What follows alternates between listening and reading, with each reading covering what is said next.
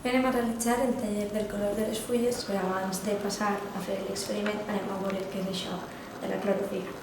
La clorofil·la és un pigment que se troba a totes les plantes i és l'encarregada de fer la fotosíntesi. La fotosíntesi és el procés per el qual les plantes fan el seu propi aliment, ja que són sers autòtrofs. La característica que té la clorofil·la és que és de color verd, com podem observar així. Per tant, totes aquelles parts d'una planta que siguin de color verd voldrà dir que tenen la clorofil·la i per tant podran fer la fotosíntesi. Normalment aquestes parts de les plantes de color verd són les fulles, encara que al jardí, com podeu observar, tinguem alguns exemples on també les branques i els troncs també són de color verd. La clorofil·la funciona com si fos una cuinera. El que fa és que agafa l'energia del sol i mitjançant una sèrie de processos transforma matèria inorgànica com és l'aigua, les sals minerals i el diòxid de carboni en l'aliment necessari per a les plantes. Per a fer-ho, aquesta cuinera, la clorofil·la, es troba dins d'una cuina, que li anomenem cloroplast. Els cloroplasts es troben en totes les cèl·lules vegetals i són les encarregades de fer la fotosíntesi.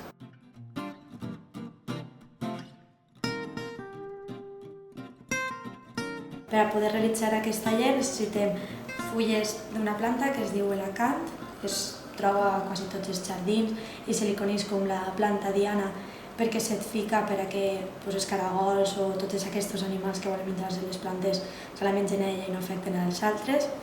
Després un morter en la seva massa, un mariboix. Possiblement és recomanable que siga de fusta, paper absorbent, unes tisores i alcohol de 96 graus, l'alcohol típic per a curar-se. El primer que devem de fer és agafar les fulles d'elacant i trossejar-les. Tenim que intentar eliminar el que seria el nervi central, que és esto d'ací. Com més xicotetes les tallem, serà més fàcil per a la resta de passos.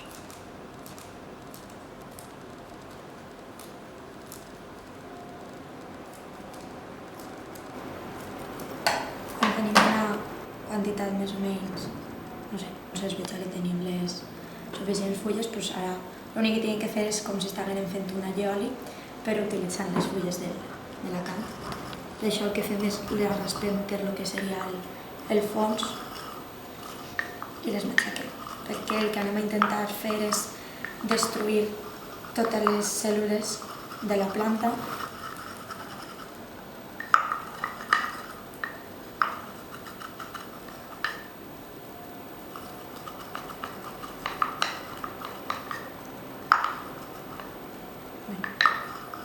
Doncs s'ha quedat com una pasta que ja el que ve siguent les parts de la fulla són difícils de veure.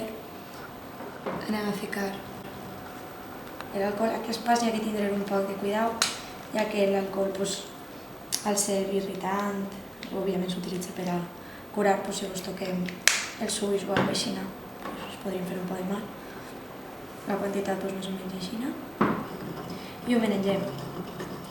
L'alcohol, de forma natural, no té color, és transparent, però al mesclar-lo amb la pasta que han fet d'elacant començarà a agafar una tonalitat verdosa, que el que ens indicarà és que, òbviament, tenim prou clorofil·la.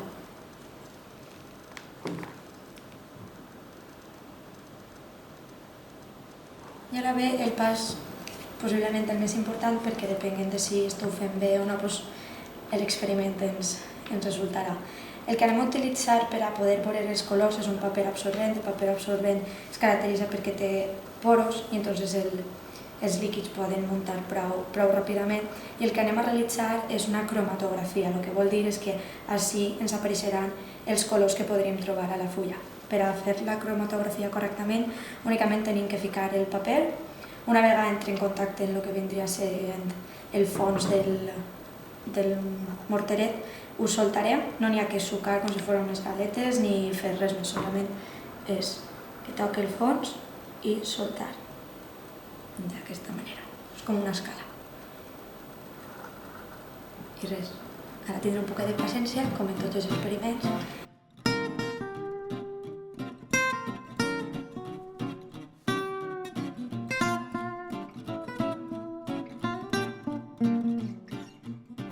Una vegada han passat uns minuts, doncs el que anem a realitzar és treure el paper i veure si ens ha llegit l'experiment.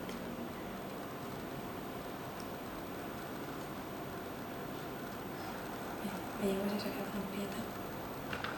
Menegem un poc o també podem bufar per a ajudar a que l'alcohol se seque més ràpidament.